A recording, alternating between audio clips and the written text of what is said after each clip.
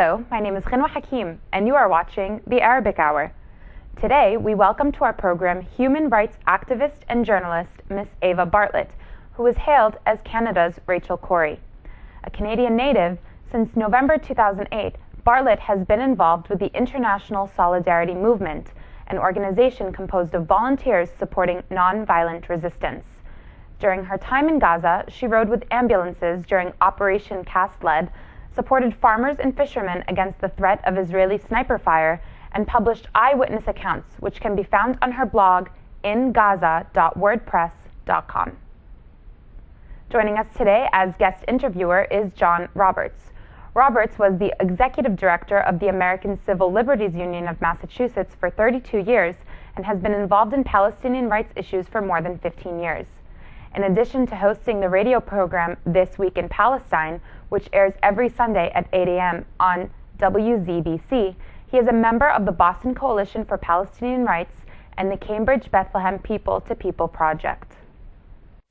Eva, thank you for coming to the Boston, Cambridge area and including us in your tour of the country.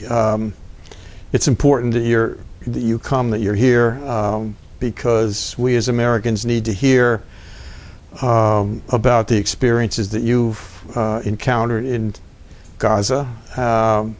Palestinian people need a voice, and although we give some $3 billion a year to Israel, we don't really know what's going on there and how that money is being used. So what you're doing is extremely important, and we're grateful that you've come here and are appearing on the Arabic Hour. So we need to hear about Gaza. We need to know what's happening. If you would paint a portrait of life in Gaza and tell us what's happening there, we'd appreciate it.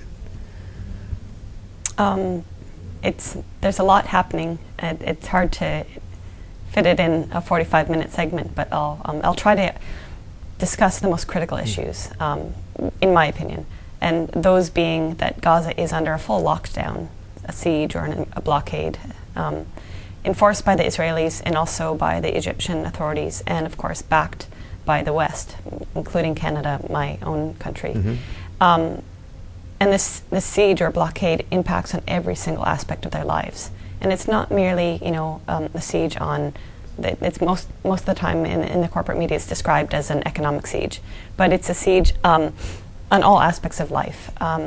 But then in addition to the siege, there's other things going on that most people don't get a chance to hear about, and it's been going on for years and years and years. And that, for example, the attack on agriculture in Gaza and the attack on fishing in Gaza, which impacts on the individuals who are being attacked, and it impacts on the society as a whole because, if you're not able to produce the vegetables and grains that formerly were abundant in Gaza, and if you're not able to access and harvest the sea, as is the tradition in Gaza, then the society as a whole can't access affordable food. So it impacts on the population as a whole, and with 80% of the population dependent on food aid, this is significant. They now have to survive on flour, sugar, oil, a very high carbohydrate, high oil diet, causing therefore an increase in things like anemia in women and children, diabetes, other sorts of health risks, and also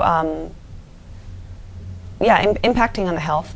But then when you look back at the individuals, the farmers that can no longer access their land, then it's in addition to the overall poverty in Gaza. So poverty and unemployment is basically at 40%, and it's been so for years. So you have a situation where it's difficult to grow goods in Gaza because farmers don't have access to the land or are often sniped at, and food can't come in from the outside. That is, very little can come in through the checkpoints. It does actually come in. The problem is that because 80% of the population lives on less than $2 a day, they can't afford to buy the Israeli produce that comes in. And so that's critical. And again, when Palestinian farmers were able to grow a lot of produce, I mean, the area that they cannot access was known as the breadbasket in Gaza. Now it's more like an arid, desolate area. And it's not for lack of, the farmer's skill or that the land is not fertile. It's quite the opposite. It's because you mentioned sniping. So basically, well, first of all, Gaza is a very small place, right? It's 40 kilometers long.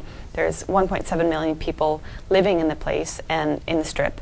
And if you can advance the photos to the map of, with the red line, yes. So basically, they cannot access 1/3 of their farmland. And when they do try to, they're either sniped at, machine gun fired, or they're shelled. And they're done so with some of the most high precision technology in the world, right? Because Israel obviously is the strongest military in that region, and they have high precision surveillance equipment. So they can see down to the plaid of your shirt. They know who they're targeting, and they continue to assault men, women, children, elderly, young, who are in the border regions simply trying to farm their land.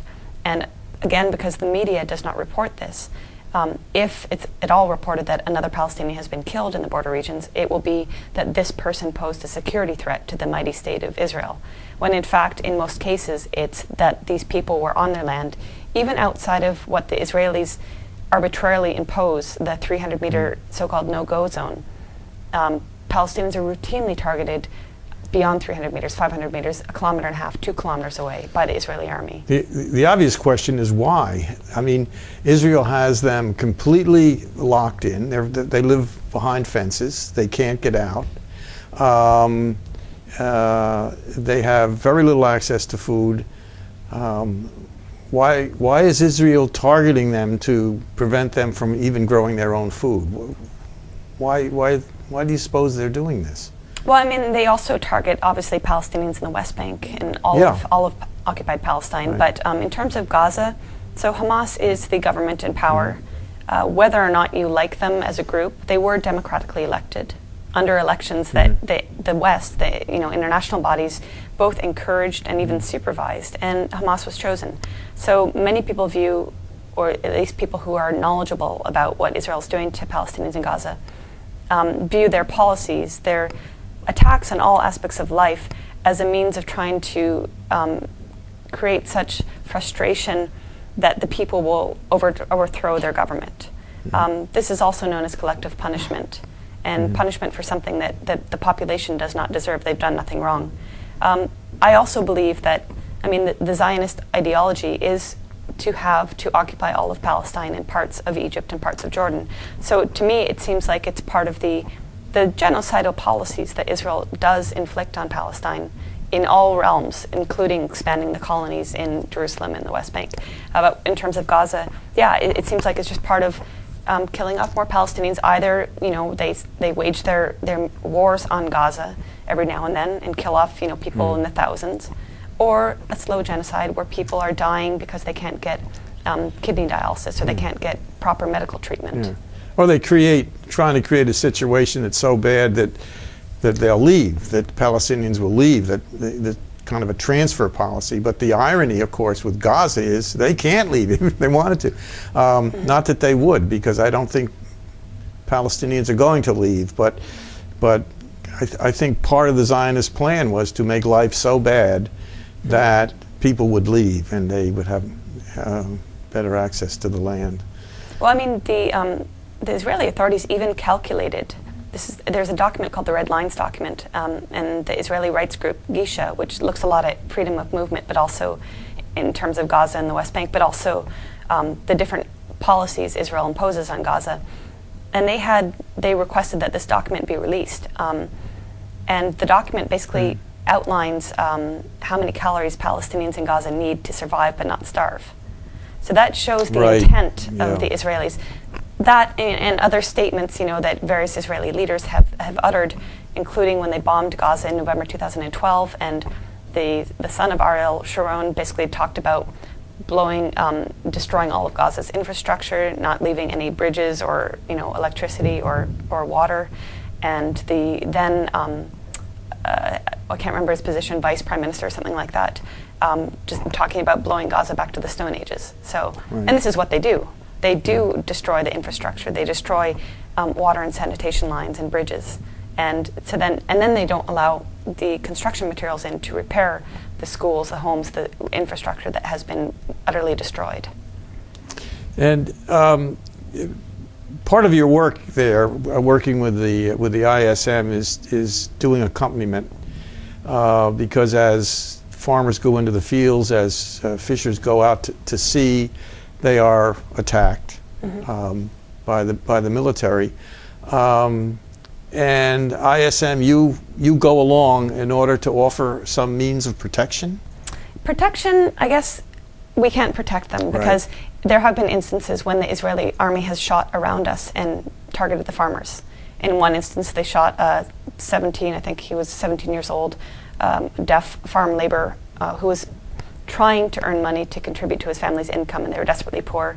They targeted him, shot him. Thankfully, he didn't die. He wasn't one of the over 150, 170 farmers or people in the border region that have been killed by the Israeli army when they're simply working in the land. He wasn't one of them, but basically what we would do is accompany them, be a visible presence, wear bright clothing to ensure that the Israeli army narrative, we saw a security threat, they were threatening to us. Well, when you see a bunch of people with farmers wearing bright clothing, literally waving at them saying, hey, we're here, we're unarmed, and still being targeted, then that just highlights all the more their policies. And so our accompanying the farmers was both to enable them to be on their land, because they are being driven off their land by these policies, and also to challenge the Israeli narrative that this is all about security when it's not. We can't necessarily protect them, and in the end, we always respect the farmers' wishes. So if they want to stay in the land, we would stay with them. If they wanted to leave, we would leave. And in some cases, they were successful. They were able to either, plant on their land or to harvest their crops. And in many, many cases, they weren't successful to the point where they maybe had harvested their crops and then came under fire, or they just arrived to start harvesting and came under heavy fire. And this is not like warning shots in the air. This is heavy fire whizzing past us, bullets whizzing past us. Or in other cases, their crops were bulldozed by the heavy armored bulldozers that come in every week or two all along the border and just raze the land. Or their crops were burned, incendiary devices thrown on their crops and just went up in flames. So they have a lot to contend with. And again, being among Gaza's most desperately poor, they don't have the luxury of saying, okay, I'm just going to finish, I'm not going to farm anymore, because this is their land, or they're working as laborers and they have no other option. Talk a little bit about the tunnels, because we hear that goods and produce and things get in through the tunnels from Egypt.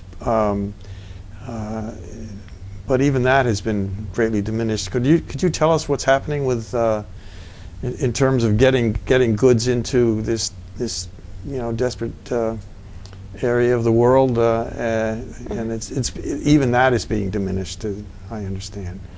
Well, so basically after Hamas was elected, Israel, which had been imposing restrictions on Palestinians in Gaza since the 90s, since Oslo, really ramped it up and basically locked down the borders, banned exports, and to this day exports are largely banned. Every now and then they allow a truck or two out of Gaza, but the Palestinians used to export all sorts of goods, food goods, clothing, furniture, etc., and now they can't. So this is impacting on their economy and of course raising the poverty levels.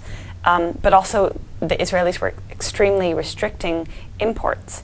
So raw materials needed in factories and construction materials, all sorts of food products, livestock, mundane things like clothing and paper and pens and toys and baby formula. That's not mundane, that's essential. Diapers. All of these were being banned. So these were the things that were coming through the tunnels. And livestock and even cattle and camels were coming through the tunnels, even cars cut in half apparently. I never saw it, but I was told about this. Were coming through the tunnels. Industrial fuel used to run the power plant was coming through the tunnels. But unfortunately, since the coup in Egypt, which happened last July, I believe, in 2013, the new military regime in Egypt has kind of reinforced the Mubarak policies of really enforcing the siege on Gaza. And, although the Israelis maybe say all the Arab nations around them hate Israel and they're enemies. Egypt is very complicit and actually does work with Israel, unfortunately. Not the people, of course, but the authorities. So the Egyptian authorities have ordered the military to basically destroy all the tunnels between Egypt and Gaza. And by most accounts I've read, 90%, 95%, or maybe all the tunnels have been destroyed. Well, at its peak, how massive were the tunnels? How many tunnels are we talking about? Hundreds, some people Hundreds. said even over 1,000, which is credible because Yeah. they were literally over top of one another. Some were like 10 meters deep, some were 30 meters deep, side by side, and of varying sizes. Some were very small, so you had to stoop when you walked through them. Some were large enough to bring a vehicle sawed in half through. So some 95% of those tunnels are now dysfunctional or not being used. So that tunnel economy is decimated. Yes. Yes. And I think as Americans, it's difficult to understand why Egypt, an Arabic country, would be doing this until one understands where their money's coming from. Next to Israel, Egypt's the largest recipient of American aid, and so I think we see the fine handprint of the United States on how Egypt is reacting here. So it's not just Israel I think we're dealing with, it's Egypt as well. Right. Very difficult. Right. Very difficult. Yeah, so with the decimation of the tunnels, then that segment of the population, again, among Gaza's poorest, are out of work.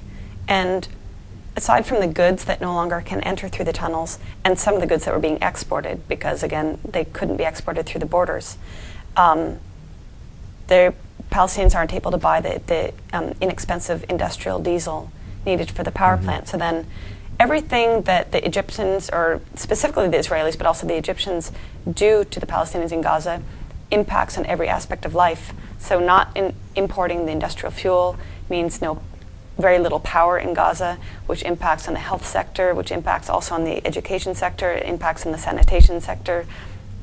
So last November, December, the Palestinians in Gaza were getting only 2-3 hours of electricity per day. And some days they didn't have electricity at all. So hospitals not being able to function properly, the sanitation plants could not pump the sewage into the sea, which is basically what they do because they're not able to improve on their sanitation holding pools. And if they don't pump it into the sea, then the sewage accumulates and overflows into the streets. So November, December, they don't have power, the sewage accumulates, heavy rains, and so then you have this mixture of streets which are flooded with rain and sewage. And all of this is manufactured. And the people have to wade through the sewage water. And I say it's manufactured because, again, if Palestinians were able to access construction materials to improve on their sanitation facilities, and if they had regular power, then these problems could be solved very quickly. Yeah, and the disease must be rampant in terms of raw sewage running through neighborhoods, and then you have a medical system that is terribly compromised, and you have this picture of hell, really, of people having to live this way, and the impact on children. Talk a little bit about the kids. I understand in Gaza it's something like 50% of the population are children, or some very high percentage like that. Right. So we're talking about this incredible population of children living in this situation. So children are 91%, according to the Gaza Community Mental Health Program. 91% of kids have some form of traumatic stress disorder, which obviously is quite plausible because they grow up under Israeli F-16s and drones and hearing the sound of the warships firing at fishermen and shelling fishermen. But also, in addition to their, the traumatic and the psychological terror that kids grow up under, they also grow up in extreme poverty, without access to clean drinking water, drinking this brackish water that is high in nitrates and contaminated by sewage. They go to school in double shifts because there aren't enough schools to accommodate kids. And there are some schools, for example, in Gaza, which is in southeastern Gaza along the border. It's less than a kilometer from the border. And the kids are fired at when they go to school. They're fired at when they're in school. So in that instance, there are days when kids don't go to school. Classes are disrupted. With the ban, from 2007 to 10 on paper and notebooks and pens, obviously that impacts on kids' ability to get education. With the electricity cuts, kids have to study by candlelight or not at all. Mm-hmm. And just there's chronic malnutrition among children. There's rising anemia among infants.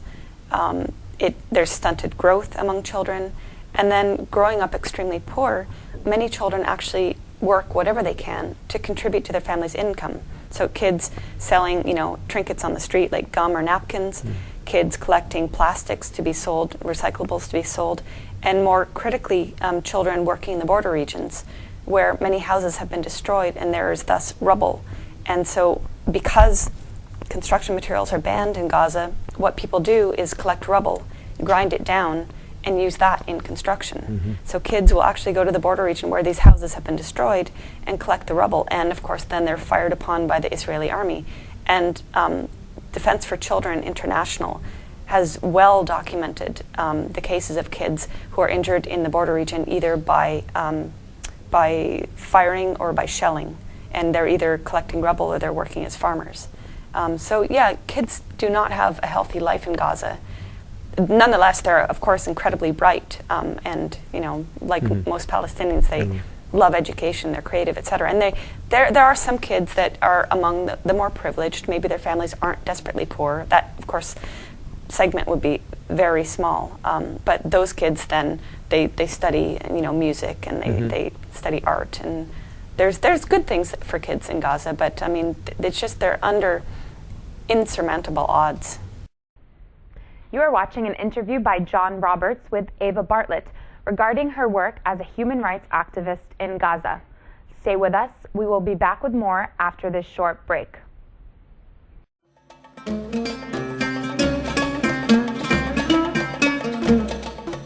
You are watching The Arabic Hour, a program of news, views, culture, cuisine, and the Arab American experience.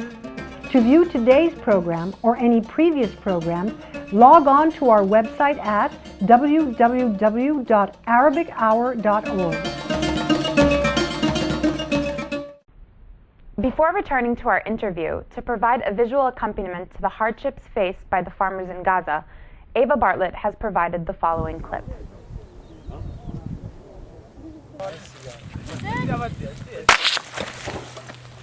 Wow. No! No! Shoot! They don't have much of a choice. Shoot! I'm just going to sit here and keep talking. Shoot! The Israeli army know who we are. No! Do not shoot!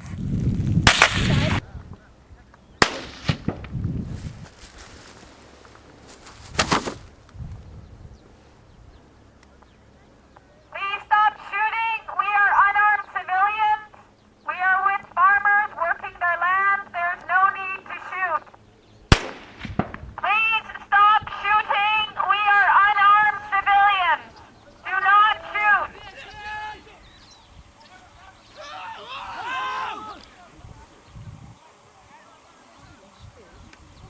ايش في يا شباب؟ ايش في؟ Shit. اسعاف اسعاف somebody got injured. Somebody got injured, Andrew.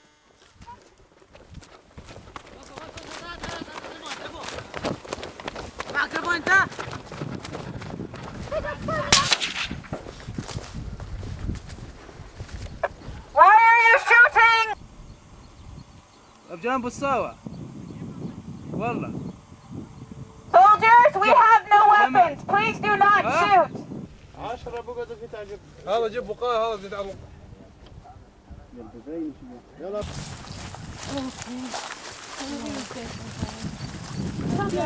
You did. You did.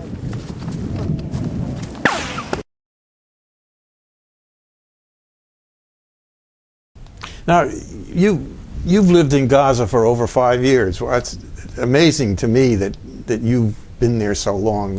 It's actually 3 years. Over 3 the past years. 2 Oh, I years. thought you went in 2008. I did, but Oh. I've been back and forth. Oh, okay, okay. So, but you did go in, and you went in on a flotilla, to a creative way to get into Gaza, and we need creative ways to get into Gaza. Went in on a flotilla in 2008, and then shortly after that there was the massive attack, Operation Cast Lead, in December of 2008. Could you talk about your experiences with that? You lived through that, and Well, so in the lead up to the attacks, first of all, Hamas and Israel had signed a truce in June 2008.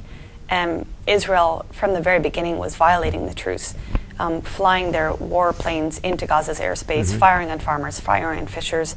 And part of the truce was also to allow more imports and to allow exports, period. And none of this happened. So right from the beginning, the Israelis were violating the truce. Hamas actually kept its bargain, which was to restrict their resistance from firing rockets to Israel. But then in November, Israel assassinated a number of Hamas members. And then there were bombings even prior to the full-on onslaught on December 27th. So I think it's important to note that, because that's largely excluded from the corporate media narrative. Yeah. And that Hamas was really working towards some sort of peace. So anyway, then on December 27th, the Israeli Air Force bombed police stations throughout the Gaza Strip. And in the first day alone, hundreds had been killed. And when they bombed police stations, they were targeting civil police, traffic police, law enforcement. And their narrative that they were targeting so-called terrorists was complete and utter nonsense, because what they were doing was targeting the population. And it was just another realm of their collective punishment of Gaza. And of course, when they were bombing the police stations, they were hitting many, many, many innocent bystanders. And the police themselves were innocent. I mean, they're, again, civil police, many of whom would have worked for Fatah when they were in power. But then, yeah, for the next 23 days, because many people cite, the attacks as being 22 days, but I do say 23 days because even after the ceasefire was declared, the Israelis bombed Gaza. So it continued into the 23rd day. But for those days, basically the Israeli warplanes, the F-16s and the precision drones were relentlessly bombing all over Gaza. Any place was a target. So, in the end, you had 16 medics killed by the Israeli army, intentionally killed, either shot or shelled, including a medic I worked with who was killed by a dart bomb, which was fired at his ambulance as he was loading people into the ambulance. So he was basically shredded with darts, went into shock and died. You had 29 or 30 ambulances destroyed, and obviously Gaza's health sector was already crippled by the blockade and the lack of allowing or the preventing replacement parts or ambulances from coming into Gaza. Hospitals were attacked, including with white phosphorus. Schools were attacked with white phosphorus. Right. Homes were attacked with white phosphorus. Yeah, I want to talk chemical about that in a weapons. minute, because we made such an issue about the fact that in Syria they were using chemical weapons, and yet Israel uses them all the time, white phosphorus, and uses them.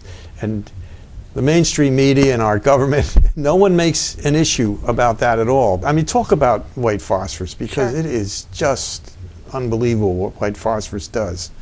Well, yeah, and I'd just like to, in terms of Syria, just note that these were allegations that the government used white phosphorus, and later it turned out to be, in fact, considerable evidence that the so-called rebel terrorists used the white phosphorus, or not white phosphorus, chemical weapons in Syria. So I think that's important, because it, in turn, leads to prolonging what's going on in Syria. But anyway, with regards to Gaza, Israel used white phosphorus over and over in a densely inhabited area where it's forbidden under whatever international laws are applicable to war. It's forbidden to use white phosphorus in an area where civilians reside, and that's what Israel did. They bombed the Fakura school, killing 43 people. They bombed the Abu Halima family, killing 7 people with white phosphorus. They bombed. I found evidence of white phosphorus use all over Gaza, in the west, in the east, on a rehabilitation hospital that was bombed with white phosphorus. The Al-Quds hospital in Gaza City was bombed with white phosphorus. So basically, this chemical weapon, when a person is hit with white phosphorus, you cannot extinguish it. It keeps burning and burning. The only way to extinguish it is to completely deprive it of oxygen, which you can't do to a person. I, for example, found clumps of the sponges imbued with white phosphorus in different areas, and it had been covered. They had been covered by soil or by rubble, so they had been suffocated. But once you poked at them and introduced oxygen into them again, they lit up really quickly and burned extremely brightly. So in the case of civilians that were hit, people that were hit with white phosphorus, it's a ghastly death. And I met some of the survivors who were hit with white phosphorus, but their whole body didn't catch fire. So, you know, their faces are mutilated from the burning. One woman who I met was badly mutilated and later died of her injuries. So it's a horrible way to die. And it is important to note that various human rights organizations did document that Israel used white phosphorus. I myself documented it. Other journalists documented it. And nobody has held Israel accountable. No, and other anti-personnel, well, I mean, you talk about the dart bombs, which are just, they're anti-personnel. They're created to destroy human flesh. I mean, it's just, you know, it's incredible that that's the kind of weaponry that's being. It's bad enough to bomb, but when you bomb using ammunition aimed at destroying human beings in vicious and terrible and extremely painful ways, you know, it's just extraordinary. And all too often you see on the shells of discarded ammunition made in the USA. I mean, you know, this is what we're doing. I mean, we're making it and we're paying for it. And it's just. Well, so that the medic that I mentioned, Arifa, who was killed by the dart bomb, then I believe it was the next day, either the same day or the next day, the family and the community tried to hold their mourning ceremony. So usually they have 3 days of mourning in which friends and well-wishers come and pay their respects. And the way it works in Gaza is that they'll erect these tents, and the men will sit outside in the tents and people will come and pay their respects. The mourning tent was bombed with a dart bomb. And so more people were killed. And it was bombed, I believe, 2 times, because it was bombed, people came to help, and it was bombed again. And this is another aspect of the criminality that Israel did in Gaza, in that they often bombed places immediately, one after another, the double tap or double bombing technique. And they did it with drone bombings, for example, wherein they'd bomb an area, and then 3 minutes later they'd bomb it again. So anybody who came to help was then a target. Yeah. It's and aside from that, aside from the chemical weapons and the illegal weapons, the Israeli soldiers shot people point blank. So, for example, I met the family, Al-Helu family, whose the man's father was shot point blank. They were basically taking sanctuary in a stairwell, and this was in the kind of I can't remember the name now, Zaytun area, which is basically kind of a little bit south of Gaza City in east. And the army had occupied the area, and so the family was taking shelter in their stairwell on the ground floor. The army came to the door, knocked it open, and basically they came to the door, they knocked on the father opened the door, and they shot him point blank. And then they told the family to leave the house, and they later occupied the house and tore it apart, as they did in many instances. And as they left, then another soldier shot at the family, and the mother was carrying an infant, and they shot the infant. So then the infant didn't die right away. And the family then, they were told to walk down this lane. And as they walk down the lane, they're being shot at. So they take cover behind this big earth mound, which the bulldozers have plowed up.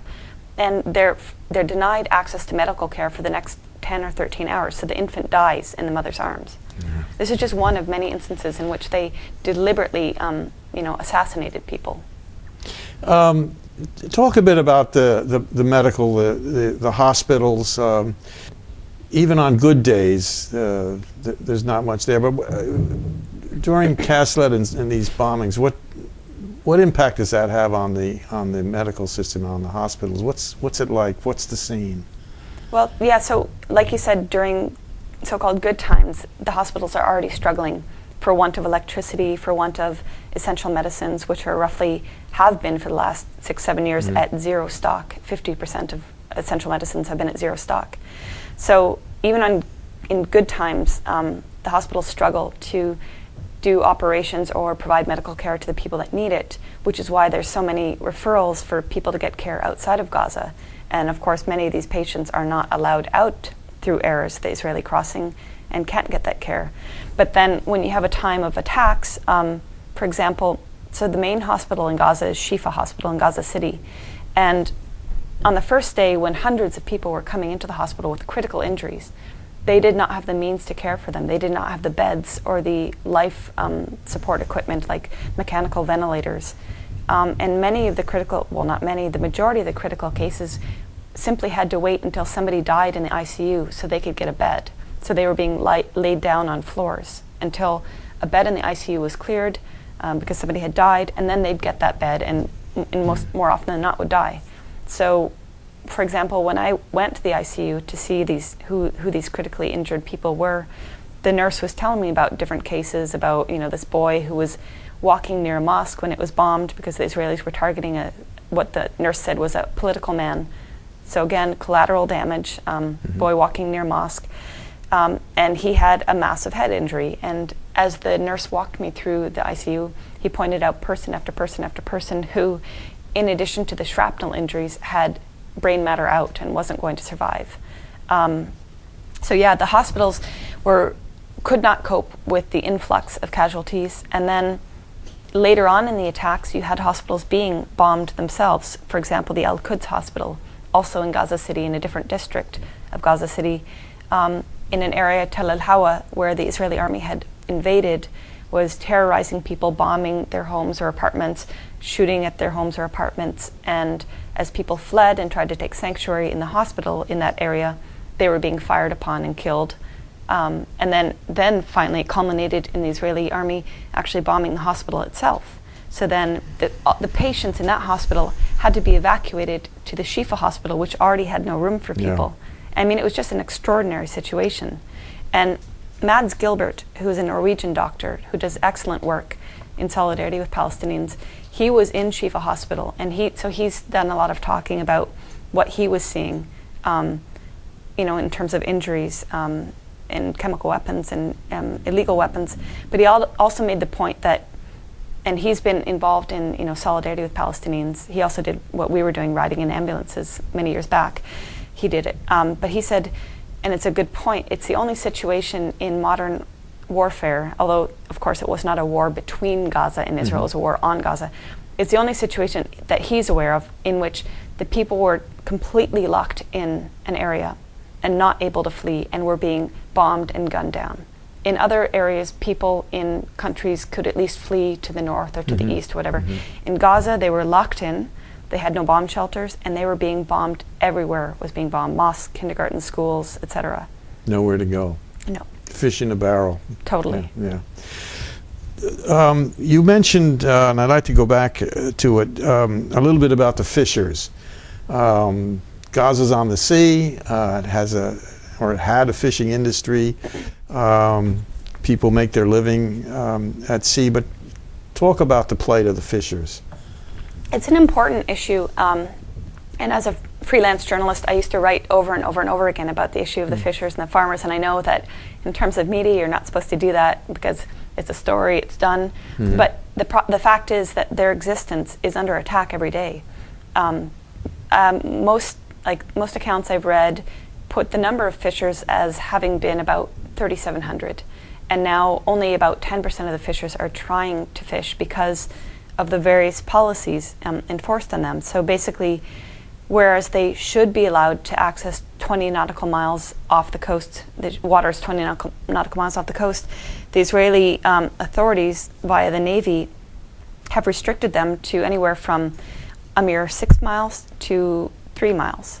So you put a number of fishers who were formerly accessing the deeper waters where the migrational fish were passing through into now a mere 3 mile limit, and they have nothing to fish for.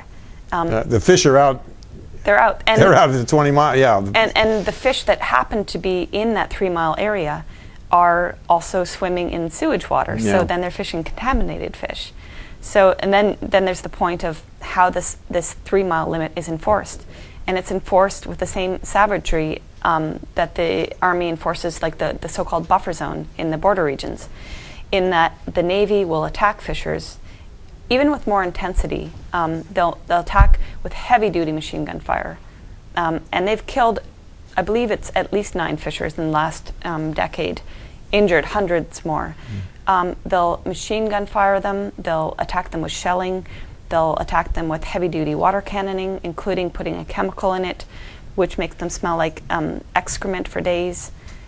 And these are all policies of, it has absolutely nothing to do with Israeli security. For example, there's a type of boat called a hasaka, which is marginally larger than a surfboard. And about 2 people will stand on the hasaka and paddle the way out and drop their nets, and later about 5 or 6 men will work as a team and pull the nets in.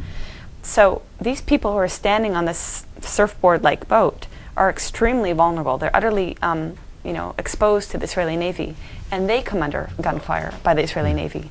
They pose no threat whatsoever to the Navy, but nonetheless they are attacked ruthlessly. And the Navy will come within even the arbitrarily imposed limit, whether it's 6 miles or 3 miles, and they'll attack the fishers.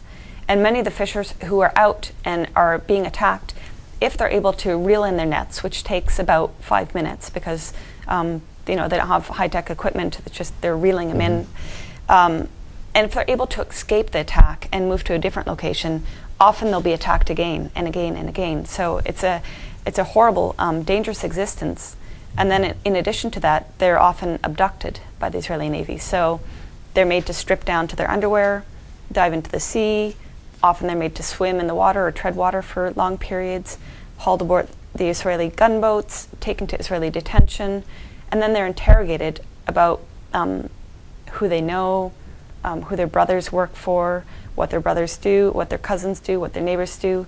And in fact, apparently the Israeli intelligence knows precisely everything about I think they know essentially every single person in Gaza. They have all the surveillance in equipment. But with regards to fishers, they know who the fishers are. They're interrogating them both to make their lives impossible, and also they often try to coerce them into becoming an informant, which the fishers won't do, of course, as part of their network of trying to, find out more information about Palestinians. And they coerce medical patients as well into trying to become informants. And of course the medical patients refuse to, and then they're denied exit from Gaza to get the care they need. We don't hear much about this pressure to create collaborators that are on the Palestinians constantly, pitting their own security and safety and of their families, and these people having to make a decision about whether to become a collaborator or not, and mostly they don't, but then the screws are turned and life becomes more and more unbearable. And this is just prevalent throughout the whole society in terms of Israel constantly trying to get information and create collaborators, and what that does. Yeah, and I think it is both about getting information and also dividing up society, right? They divide Palestinians geographically, physically.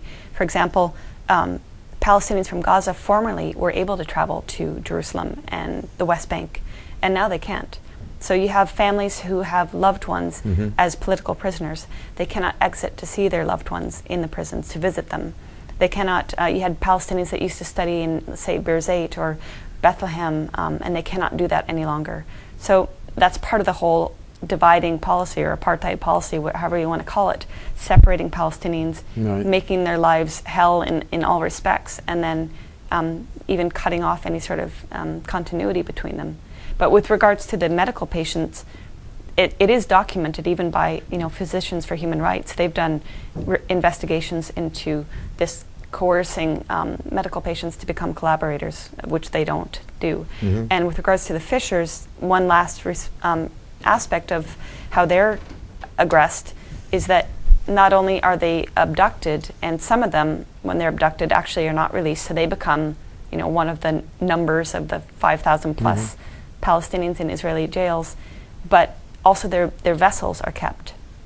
And so if and when the Israeli Navy does return the vessels, the Palestinian fishers have to pay for the return of the vessels.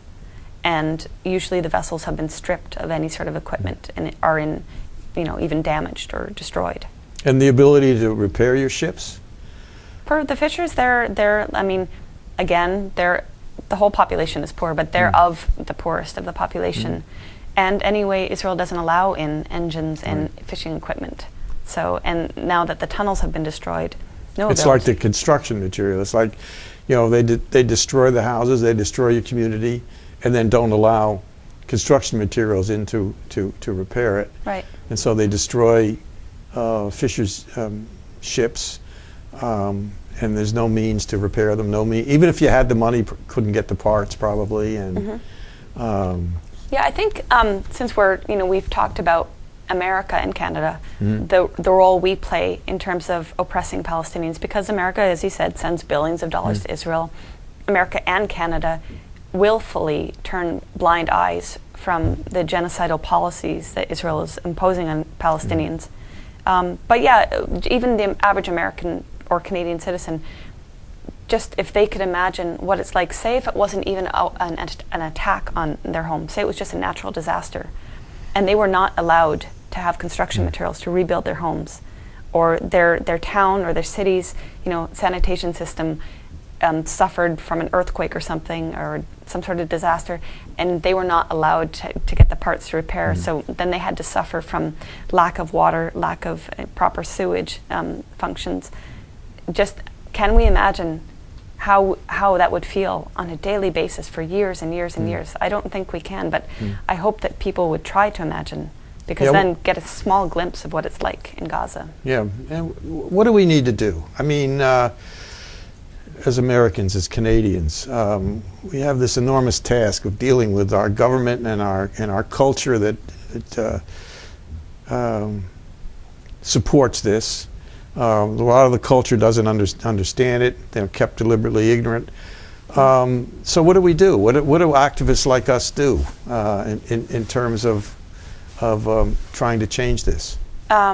Speak out, and don't let the long propagated Israeli narrative of Arabs are terrorists. Don't let that narrative continue. Speak out about what's really going on, the oppression of Palestinians, about their basic rights, fundamental rights, about that the refugees should be allowed to return, about the current policies Israel's imposing on Palestinians. So speaking out and not being afraid to speak out, because the Jewish lobby in America and in Canada has been very effective in silencing people, silencing academia, for showing documentaries in their classes or for speaking out about Palestinian rights.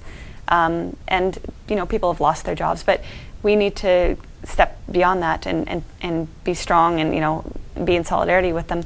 But also in terms of America, I don't know how this can happen, but we need to stop that money going to Israel. We need to demand that our tax money not go to Israel, that it be used for social services here. What do you think the role that the boycott, divestment, and sanctions, the BDS movement, has in all of this? It seems to be gaining some strength, at least in Europe. Do you think we need to support that and build that as a nonviolent means of trying to take on Israel? I think it's one of many forms of resistance that can be impactful. I mean, all forms of resistance are legitimate because Palestine is occupied. But yeah, the BDS is gaining grounds, and I know that I can't name the universities, but I think Cornell is one of them. I know many universities, there are professors or bodies that have taken a strong stance in endorsing BDS, and of course they're coming under fire from the Jewish lobby groups, that are saying, I know this has happened recently, and since I'm on the speaking tour, I'm not really up to date with where it was, but they've come under fire, saying if you something like if you endorse BDS or take part in BDS, we'll cut your funding or something like that. But I do think it has impact. I mean, there's different angles to it. There's people that completely endorse boycotting and divesting from any Israeli product, which I support. There's people that only endorse, boycotting settlement or colony products. Right, like SodaStream. Yeah. But anyway, I think even if it could be one of the things that actually does bring justice, and if not, it's still a means of educating people. It's a means of bringing attention to the issue that is largely whitewashed. Yeah. I think the other thing we need to talk about is the apartheid nature of that society, because in our country we understand Jim Crow to a large extent. We're coming to understand it more and more, the history of segregation and discrimination in this country, and we think that's terrible and good. And yet the Israeli society is really an apartheid society, has policies of apartness, policies that separate people. Yeah. And that's not understood very well. And I think one of the things we need to do is to talk more about that, is to really be able to portray that society as an apartheid society, as a separatist society, as a society that favors some people above others and grants benefits to some people above others. And I think it's another sort of tool in our toolbox to use to talk about Zionism and not only what it's doing here, but what it's doing to Israel. What it's doing, I mean, in terms of that society. Anyway. Yeah, on a personal level, like I've seen some of in the occupied West Bank, for example, the Jewish-only roads. There's a highway called 443, right, which is like a shortcut for people coming from Tel Aviv or other parts going to Jerusalem. They just go through the West Bank, and Palestinians, of course, are not allowed on that road. And it means then that they already have to detour for various reasons for the roadblocks and the checkpoints. But then Jewish-only highways also mean that they have to detour through a network of back roads and tunnels, etc. But then even within the Jewish state itself, there are Adallah, which looks a lot at Israeli policies within Israel. It has a document that says that something like there are 50 or more racist laws discriminating between Jews and non-Jews. So Palestinians who hold Israeli citizenship don't have the same laws as Jewish Israelis. Yeah, and some of it's very subtle. For instance, if you serve in the military, you get this enormous web of benefits, and of course, only certain people can serve in the military. You have 20% of the Israeli population are Palestinian or people of Arab descent, and for the most part, they can't serve in the military. Not that they would, but it is a way to sort of implement part of this discriminatory policy, is to say, well, if you've been in the military, you get this, or and if not, you don't. Desmond Tutu has spoken out quite strongly about Israel's apartheid-like policies. Also, I'd like to plug a Palestinian academic in Gaza, Haider Eid. He does a lot of good work, and I think I do always like to. So here I am, a non-Palestinian. You're a non-Palestinian. We're talking about Palestine. I think it's important to acknowledge the Palestinian voices too, that are doing really solid work. So Haider is a very good example of that. Right, and Dr. Ayed El-Sarraj, who's, of course, we lost. He died not too long ago, but he was such an important voice for us because he came here, and some of us that were fortunate enough to go to Gaza and meet with him, but he was able to talk about the plight of children, what's happening to the mental health of children in Gaza, the terrible conditions, and what that does to individuals. And those voices are so important. We're certainly going to miss his. Yeah, he's a very good man, very compassionate, intelligent man. Right. Well, Eva, thank you very much. It's so important what you're doing, and I want to thank you for helping us understand what's going on. It's very painful, I always say it's both my pleasure and my obligation, because Yeah. not many people have the chance to really see what, torturous lives Palestinians are enduring. Right. And so, of course, I feel like I would like people to awaken to their reality and then take some sort of action in solidarity. If I could also just mention my website so that Sure. anybody listening or watching could go to it. It's ingaza.wordpress.com. And in terms of my tour, I do have an itinerary there. So Okay. if people look at the itinerary and see where I'm going to be and know folks that are going to be there, and tell them, yalla, go hear Eva talk about Gaza. So you are going to be on the road for quite a while now. Until about March 22nd. Very good. And hopefully you want to go back at some point, or what's your future? I hope that I will. I definitely will. I don't know when, but inshallah soon. Yeah. Inshallah, hopefully in the Yeah, I next few think- months. I think those of us that have been over there just look forward to the next time we can go back. Yeah, it's bizarre, isn't it? Because here I am talking about the horrendous conditions people are living in, and yet the people there are so wonderful. That's exactly it right. draws you back. I mean, Yeah. nobody really wants to live without power or, the horrible conditions, or with F-16s. They still fly over. The drones are always in the sky. Yeah. It's psychological warfare. You don't want to live there, but the people are so marvelous that. Yeah, I mean, people say to me, why do you keep doing this? Why do you keep... And I say, once you meet the people, you don't walk away. Mhm. You don't.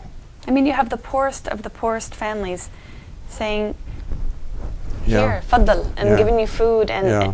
it's It's a beautiful culture. It's a and- wonderful yeah, culture, and yeah, there's such respect in the culture too. I mean, respect for There is. families, for elders. yeah, Yeah. yeah. Wonderful. Thank you. You're welcome. Thanks. That was an interview with human rights activist Eva Bartlett by John Roberts. We conclude this interview by showing you the following clip provided by Eva, a fisherman off the coast of Gaza. Ah! Stop shooting! Stop shooting! Why are you shooting? خلاص خلاص Stop! Stop shooting! Stop shooting! Stop shooting! Stop shooting! Stop shooting! Stop shooting!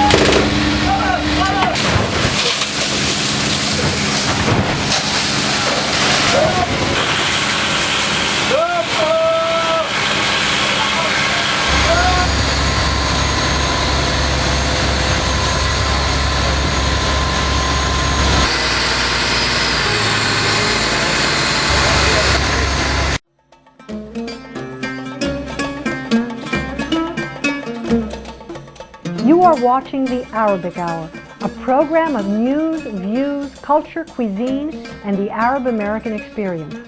To view today's program or any previous programs, log on to our website at www.arabichour.org. Thank you so much for joining us. Some stations will be leaving us, and we look forward to seeing you next week. For those of you who will be staying with us for the remainder of the hour, we hope you enjoy the last musical segment following the closing credits. On behalf of all of the volunteers here at the Arabic Hour, this is Ghanwa Hakim, and I look forward to seeing you next week. The Arabic Hour has been brought to you in part by the William G. Abdullah Memorial Library, a resource center for information and education on the Arab American experience, the American Arabic Benevolent Association, ABA, an umbrella association for community endeavors, the Nicholas G. Barham Veterans Association and Ladies Auxiliary, providing veteran services, scholarships with community pride, and by our members as well as contributions from viewers like you.